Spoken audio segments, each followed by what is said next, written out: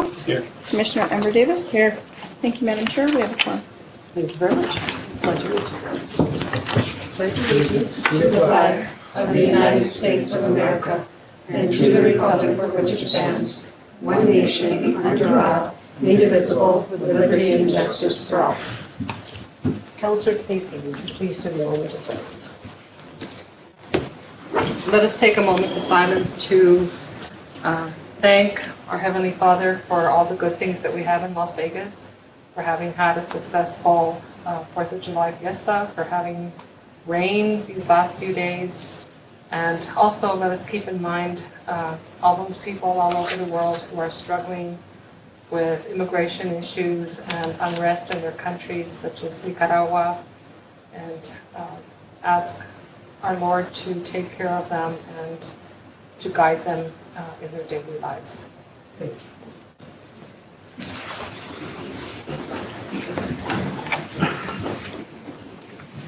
Thank you. Madam Chair, Commissioners, the next item on the agenda is the approval of the agenda. What is the pleasure of the board? Madam Mayor, approval of the agenda is read. Okay. Do I have a second? Second. Second. Roll call? Commissioner Romero, Yes. Commissioner Davis, Yes. Commissioner Casey, Yes. Commissioner Howell, Yes. Commissioner Ulivari. Yes. I have a motion by Commissioner Ulivari, a second by Commissioner Davis. Thank you, Madam Chair. Motion carries. Okay, thank you very much. Next item on the agenda is the approval of the minutes of June 20th, 2018. What is the pleasure of the commission? Madam Chair. Commissioner I move Casey? approval of the minutes for June 13th, June 20th, and June 27th. And I did send in just one very itty-bitty minor correction. Do I have a second? Second. Roll call?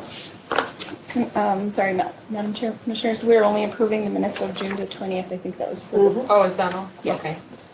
Thank you. who was the second? I was. Okay. Commissioner Howell, Yes. Commissioner Romero, Yes. Commissioner Casey, Yes. Commissioner Davis, Yes. Commissioner Ulivari. Yes. I have a motion by Commissioner Casey, a second by Commissioner Howell. Thank you, Madam Chair. Motion carries. Thank you very much. The next item on the agenda is public input. We do not have anybody signed up for public input at this time. Okay, thank you. The next item is our presentation. We have our Housing Authority Finance Report by our financial specialist, Natasha Martinez-Padilla. Good afternoon, Madam Chair, Commissioners. In front of you, you have the finance report for the month ending June 30th, 2018. This completes our fiscal year. As you can tell, when you look at the revenue side, you see a big jump in our operating subsidy. This jump is due to the accrued receivables. So the operating subsidy that is in our locks account, this is on the accrual basis, not on the cash basis. So at the end of the year, we added back $284,901. That's the amount that, it's about 5 months that's still being held.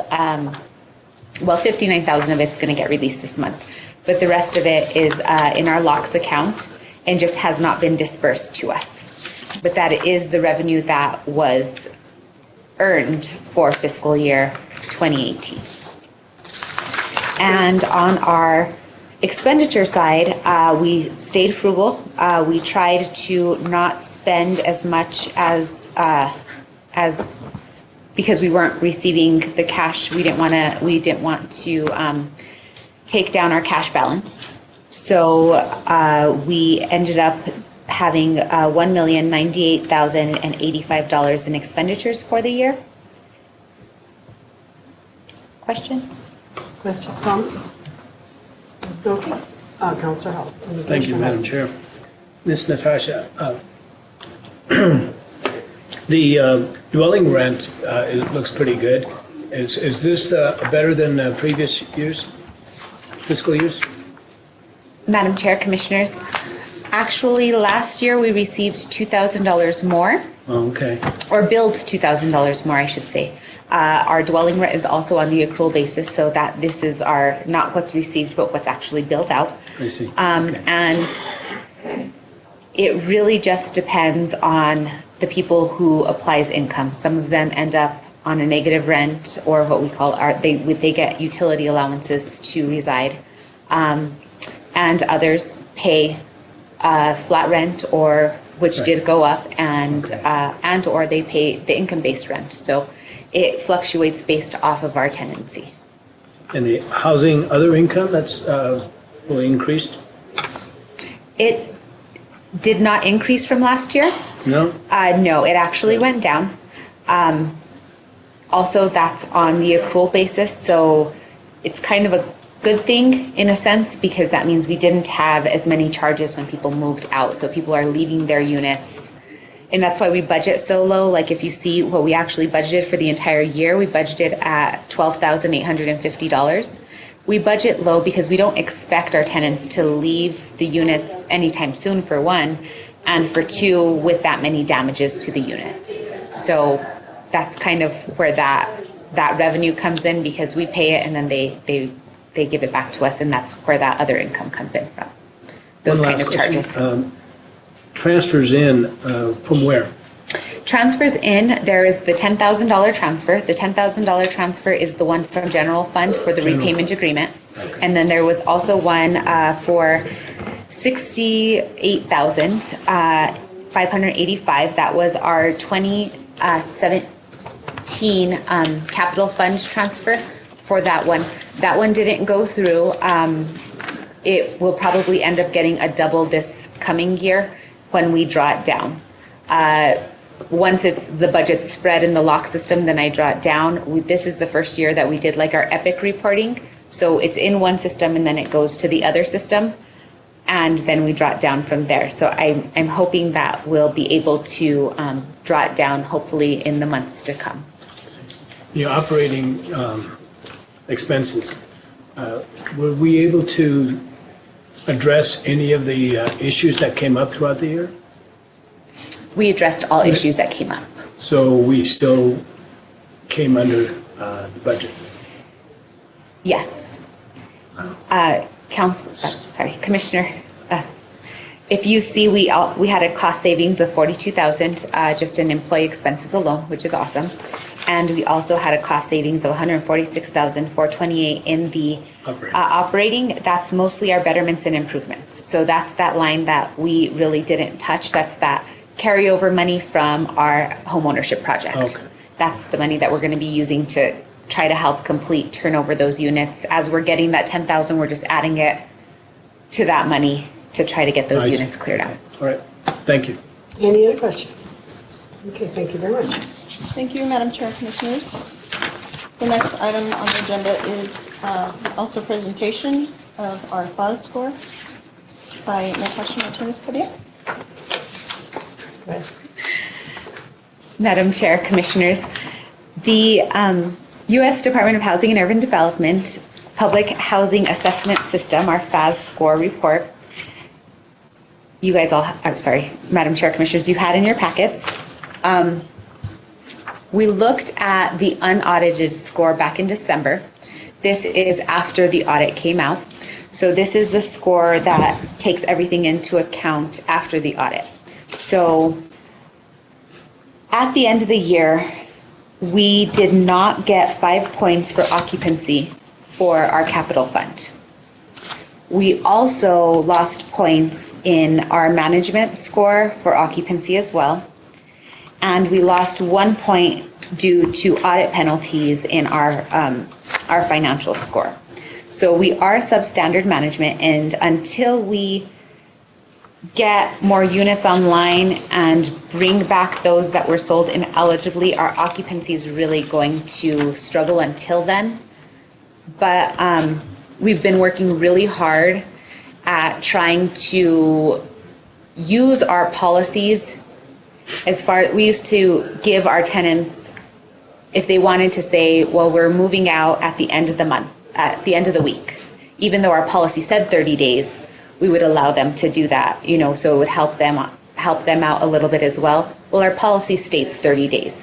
So the way that our occupancy score goes, they take a snapshot at the end of the month every month. So if the last day of the month, we're going by our policies and allowing them, if they want to move out on the 30th, but it's not the complete 30 days, we're asking them to wait till the 1st. So that really does help our occupancy score. And that was a recommendation given by by our analyst, which has really helped because it gives our maintenance crew that full month to turn around the unit.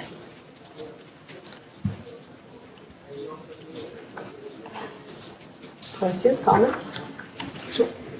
Okay. Thank you, Madam Chair. Ms. Padilla, do we have the goals on how to achieve a better score in a documentation form? Yes and no. So what happens now is after this score goes, we'll get what's called a corrective action letter from our HUD analyst. Remember, we talked about that last meeting, how she'll prepare that letter, it'll come down to us, and then we have to put our plan together. Well, we've already worked on our plan, we know, and we're already doing it. Like I said, from December to February, we went from 10 vacancies to 0 vacancies. Yes. And we've kind of worked with our policies, worked with our attorney as far as like the eviction timings and that kind of stuff goes, to make sure that our occupancy stays the way it is. The highest we can really ever score is a 94. And that is with 0 vacancies on our houseable units because of that homeownership project and those vacant units. And Right. so we have to be really, really deliberate in what we do and think through it all. Once we get those 5 units offline from the de minimis, which the application was already sent in, and we got an email that it was received. Once we get those offline, it'll really also improve our score. And then when we get those other 2 online, to the point where our maintenance staff isn't so stressed out that at the end of the month we want 0. We want 0 every year, every time, but it's hard. Yeah. It's hard. So we'll have to wait till July of next year to see this report? Because Again, well, like I said, we'll get like the unaudited in December. Usually we get like a, what is it called? Like a preliminary report, and then we get the final after the audit is completed. Okay. So we don't get a quarterly assessment, so we'll know exactly where we stand at throughout the year? We don't, but our interim director does provide our monthly reporting. So it does go over vacancies, it goes over work orders, it goes over that kind of stuff. That's how we get the report. So, yeah, well, that's how we're being scored. So that's how we keep track and monitor ourselves so that we make sure we stay on task. Okay. So we will not know the actual number such as 72 over 100. Correct. Until the Yes. December. Well, also, if you see the physical portion of this, there's an actual inspector that comes down that inspects our site. So we get, there's a criteria that UPCS, I think is what it's called, where they inspect and then they tell us like where we're lacking, whether it's this last time it was soffits, fascias, and sidewalks. And that's what needed to be corrected. And as maintenance turns around units, that's what they're working on. But occupancy has hit us a little bit harder.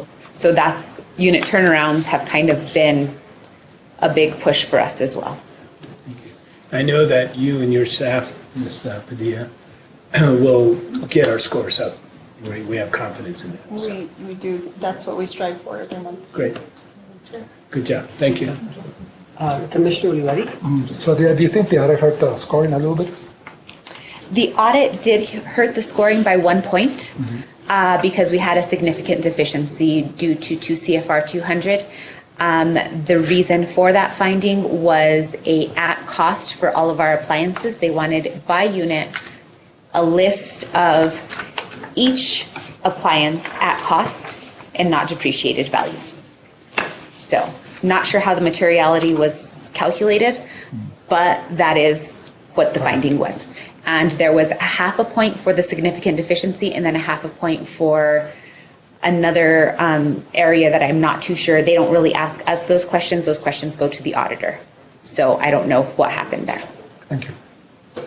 Commissioner Casey? Thank you. So then, just for clarification, to increase our score, we have to maintain maximum occupancy on a consistent basis. Yes. Okay.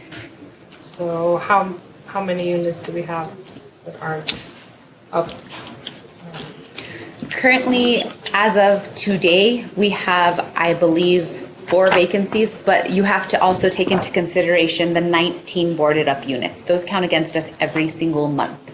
The 17, I don't know how the 17 that were inaligibly sold are counted against us, but I'm almost positive those also are getting counted against us each month as well. So the 264 that we have control over will get us to 94%. That still will not increase our management score. We still will not get those 14 points. The one place that we will get those points is at the occupancy rate for our capital fund. That's where we can get those 5 points. Other than that, we really need to work on getting back those 17 and putting the other ones online. And that's what we're doing. It's kind of like scrounging for pennies. As soon as we have enough money to, rehab 2, then we're bringing them, because that's what we can do. And so we're doing what we can with what we have. Thank you. Any other questions? Okay, thank you And very Madam much. Chair and Commissioners, at this last snapshot, we just had the 1 vacant unit. So we hope that next year will be better. So, thank you very much. Thank you. Thank you. Madam Chair, Commissioners, the next item on the agenda is the Director's Monthly Report. So I'm going to report maintenance is working on vacant unit turnarounds. We currently have 5 vacant units that are being worked on, which we hope to, again, have occupied by the end of the month. Our maintenance has been doing a really awesome job at getting those units turned around and then housing our waiting list managers, finding somebody, trying to get them housed before the end of the month. So that helps. That is what's helping us to keep that low vacancy, although it does say we have 5 vacancies at this moment. By the end of the month, we hope to have that to 0. This last fiscal year, July 1st through 2017 through June 30th, we did have 43 tenants or families that moved out of public housing. We had 42 move-ins. We have the 1 unit. This is a total of 85 units throughout the year that were vacated and then occupied. This is an average of 7 units per month that the maintenance is turning over. So that kind of shows you, they are constantly busy. Housing management, the applications are still being processed on a daily basis. The purge did go through, and they are going to be removing whoever did not respond, so that kind of changes our waiting list a little bit. Housing managers continue their lease enforcement, annual inspections, recertifications. Housing staff continues to attend our monthly safety training provided by HR. We are, the Housing Authority, still offering the smoke-free cessation classes to our residents. As we reported last month, we did not have that much participation, but the participants that we have had have been pretty excited about doing it, and they're sharing their stories with us, so we're very happy to be helping them in that aspect. The roofing project is ongoing through housing. We have quite a few that have already been completed, and they're still ongoing. The 2-unit remod began on July 2nd, and that we hope will be completed within the next 90 days. We'll have 2 more of those units that have been offline for several years. The burn unit also is going to be completed by next Wednesday, so that's going to be a good thing. We're already working, as soon as we have a unit we know it's going to be vacated, our waiting list manager is already getting somebody processed for that, having them come in, pay their deposits, get them ready so that they can move in within those 3 days. And that's all I have from my director's report. Questions, comments, Councilor, Commissioner Casey? I have a question. Last night, I attended a community meeting on substance abuse, and 2 of the guest speakers are recovering addicts. And so one of them mentioned that she had applied for housing and was turned down because she had a record, but she's been in recovery for a long time. And then the other one got up and said that she is also in recovery, but she was allowed to go into HUD housing here in Las Vegas because they reviewed her case and they found that she had been off of drugs for, like 8 or 10 years. So which is it, yes or no? And have those rules changed from 4 years ago when the one that said that she was given housing, have those changed till like a month ago when this other Well, one Madam Chair and tried? Commissioners, to answer that, we do have the policy where we do look at their background, but we do take that into consideration. I don't know if the person did not provide that they had completed a recovery, because that does change things as far as us having the total ban on any drug. And we do go back so many years. Before, we were only going back, before our policy was changed, we were going back, was it 4 years? 4 years. 4 years, and now with our new policy, we're going back 7 years. So, but there is circumstances such as that where they do complete a recovery program where they are given the opportunity to be looked at again. So maybe perhaps the person needs to come and see us and see, because we do want to be fair with everybody. So they are given an opportunity for a second chance. Okay, because it kind of left me a little, flummoxed there. I wasn't too sure what was and what isn't. Right, and so, like I yeah. said, Madam Chair, Commissioners, there are different circumstances. Sometimes a person might get a letter saying there's a questionable background. They have the opportunity before they're even denied. They're told there's a questionable item on their background. So they are given that opportunity to come in to see us and dispute whatever charge it is before they're denied. Or show the, Or we show them, yes. Okay, thank you. Any other questions? Let's continue. Madam Chair, Commissioners, the next item on the agenda is the Commissioners' report. Commissioner Davis. I just have a small one on the smoking cessation class, that we have one lady that's following through, and she's writing her letter to goodbye to smoking, and she has reported that the money she is not spending on cigarettes, she's going to pay for her next month's rent. So I just thought I'd report that. We applaud her for that. Yes. That's been really awesome. So we have one down, Any and others? that's all. Okay. I have a question. I spoke to the city manager on this. There's some debris behind some of the units on Sagebrush, between Sagebrush and the alley on this side of Peggy Lane. Madam Chair, Commissioners, are you speaking of the, rubble, it's big pieces of rock? What are they?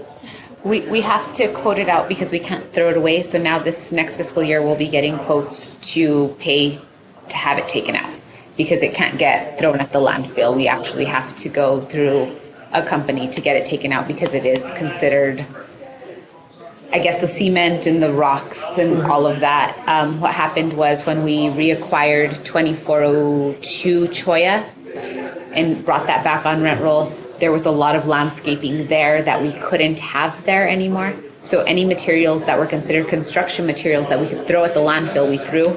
And any materials that we weren't, we couldn't leave there. We had to leave it outside of the perimeter of the actual tenancy. So we put it there, maintenance put it there, and now we're going to be quoting out to get it removed. So the city can't do that for housing? Or? We can't. See, we're throw dealing it. with different, the federal guidelines versus the state guidelines, and because of that, it's a little more sensitive. But you guys are aware of it? Yes, we're aware of it and we're addressing it. Just fiscal year, kind of. All right. There's that line. That's it. Thank you. Thank you, Bruce. I don't have anything. Commissioner Hall? Commissioner Lee? Okay, thank you.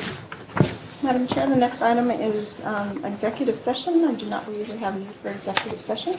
Okay, The next item is adjournment. okay, we motion to adjourn. Madam Chair, I move that we adjourn. I accept your motion to adjourn. Thank you very much. Thank you. Behind you.